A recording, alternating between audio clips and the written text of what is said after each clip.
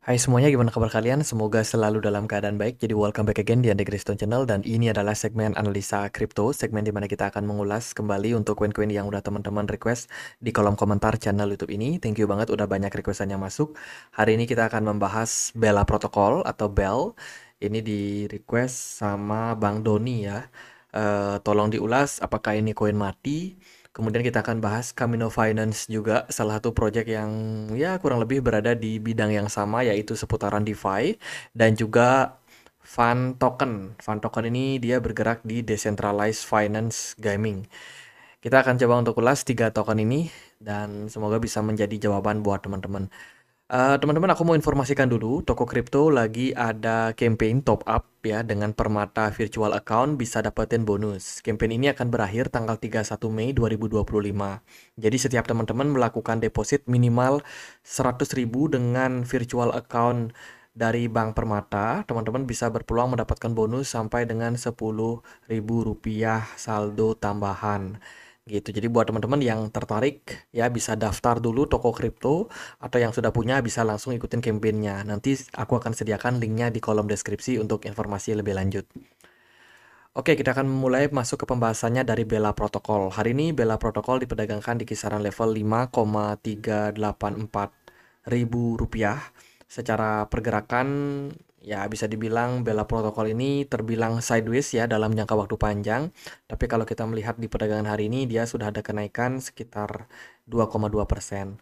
Jadi, Bella Protocol merupakan sebuah project dengan menggabungkan DeFi dan juga AI ya, di mana project ini sudah disupport oleh beberapa exchange besar seperti Binance, kemudian Phoenix, terus juga ada Uniswap, Curve Finance, Izumi dan juga Tidal ya untuk mereka bisa mendukung operator DeFi yang dibangun. Nah, belakangan ini Bella Protocol juga cukup adaptif ya dengan menggabungkan teknologi AI di dalamnya sehingga bisa menghasilkan sebuah fitur-fitur baru di dalam platformnya sehingga mendukung untuk mereka yang memang pengen untuk mendapatkan advice dari AI-nya langsung gitu. Salah satu fungsi daripada Bella Protocol, mereka juga ada fitur Bella Signal ya di mana botnya akan membantu untuk memberikan sinyal untuk melakukan transaksi di platform dari DeFi ini. Jadi otomatis trader yang pemula pun kalau sudah mendapatkan sinyal seperti ini pasti akan bisa mengikutinya dengan lebih mudah. Seperti itu. Kemudian juga dari beberapa pengembangan platform yang mereka kembangkan sih sebenarnya masih berkutat kepada fitur-fitur di layanan DeFi-nya mereka. Kemudian Bella Protocol juga ada kerjasama dengan Quantum Protocol dengan tujuan yaitu untuk meningkatkan liquidity dari platform Bella ini yang mana bisa dibilang Bella Protocol membutuhkan banyak liquidity ya untuk mensupport project DeFi-nya mereka. Kalau kita perhatikan sih dari platformnya kita bisa coba untuk pakai ya, bisa klik di Bella Signal Bot.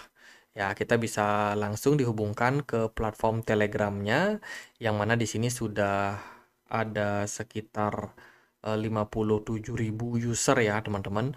Dan di sini teman-teman bisa dengan gampang untuk mendapatkan sinyal dari projectnya. Ini kita coba ya. Di sini ada sinyal. eh, Kita juga bisa melakukan trade di sini, teman-teman, di mana kita tradingnya itu bisa lewat Telegram langsung. Di sini juga ada apa namanya beberapa platform yang kita bisa pakai untuk mendukung trading di Bella Protocol, kayak menggunakan QuickSwap, Hyperliquid, kemudian Trade Unibot, dan juga KiloX gitu. Di sini ada beberapa sinyal yang kita bisa lihat ya. Contohnya nih kita BNB mungkin. Kita coba buat klik, apakah muncul text copy clipboard. All trading pair you can subscribe. Ya, jadi kita bisa milih nih teman-teman kita mau trade di koin yang mana seperti itu nanti akan ada sinyalnya langsung dari Bella Signal ini. Gitu. Jadi kurang lebih platformnya cukup simple ya, menggabungkan DeFi dan AI. Kemudian kalau kita lihat secara tokenomik seperti apa. Nah, Bella Protocol dia punya supply beredar itu sekitar 100 juta token Bell, sementara Saat ini ya yang beredar itu sekitar 80 juta. Oh sorry, supply totalnya itu sekitar 100 juta, tapi supply beredarnya adalah 80 juta. Berarti 20 juta lagi masih belum di-create. Kalau kita perhatikan dari unlock token, Bella Protocol ini sudah tidak ada rencana unlock token lagi sih. Jadi sementara ini masih sekian ya, 80 juta token Bell yang beredar, tapi belum ada rencana untuk pembukaan token baru. Mestinya sih di kondisi seperti sekarang ini harga dari Bella Protocol akan cenderung lebih baik ya, artinya lebih stabil. Kalau kita melihat secara movement, memang Bella Protocol ini di time frame weekly kelihatan dia sideways sangat panjang. Sejak April 2022 sampai dengan 2025 ini, pergerakan dari Bella Protocol masih terbilang flat, teman-teman. Belum ada movement yang sangat tinggi. Jika kita perhatikan, saat ini kondisinya lagi berada di area support kritis ya, di kisaran 0,32.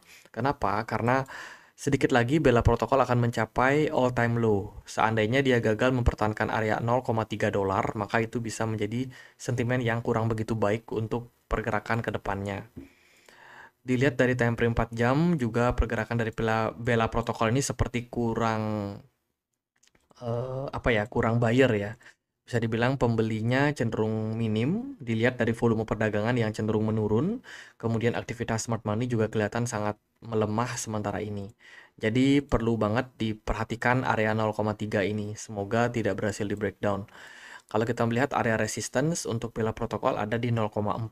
Ya, so far dia berada di level-level yang terbilang kritis, sangat-sangat ditentukan oleh kemana pergerakan jangka pendeknya. Jika Bella Protocol mampu kembali balik ke level atas 0,4 dolar, maka itu udah sangat-sangat aman.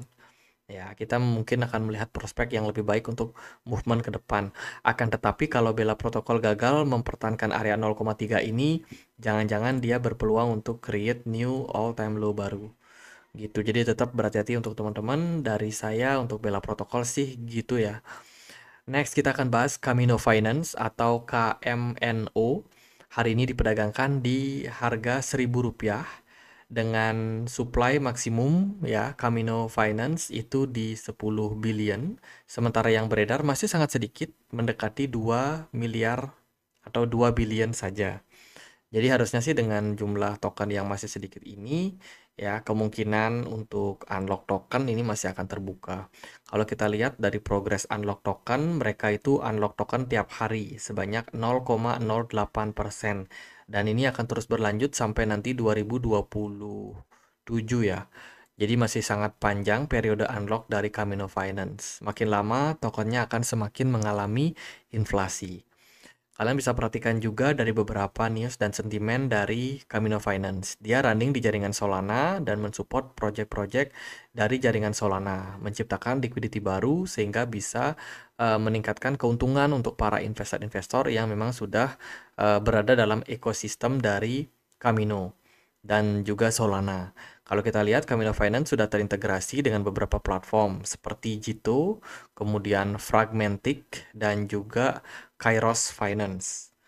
Itu jadi beberapa platform yang juga sama-sama running di jaringan dari Solana. Kemudian Camino Finance juga baru saja meluncurkan Land Volume 2. Ya, di mana ini bertujuan untuk meningkatkan infrastruktur margin leverage di platform DeFi atau DEX mereka dan juga pengembangan terkait dengan real world asset di jaringan dari Solana.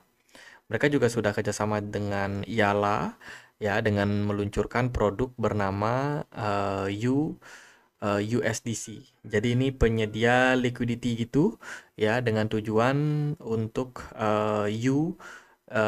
di backup ya. Ini U ini ya stablecoin seperti itu yang mana U ini di backup langsung juga dengan USDC untuk penyediaan liquidity-nya.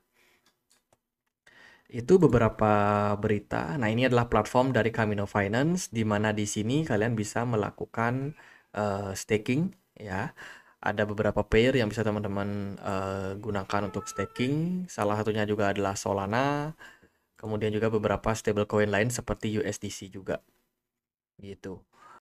Nah, kalau kita melihat dari pergerakan harga ya, secara price action Camino Finance ini masih overall sideways. Jika kita perhatikan di time frame daily, antara range 0,09 dolar sampai dengan 0,03 dolar.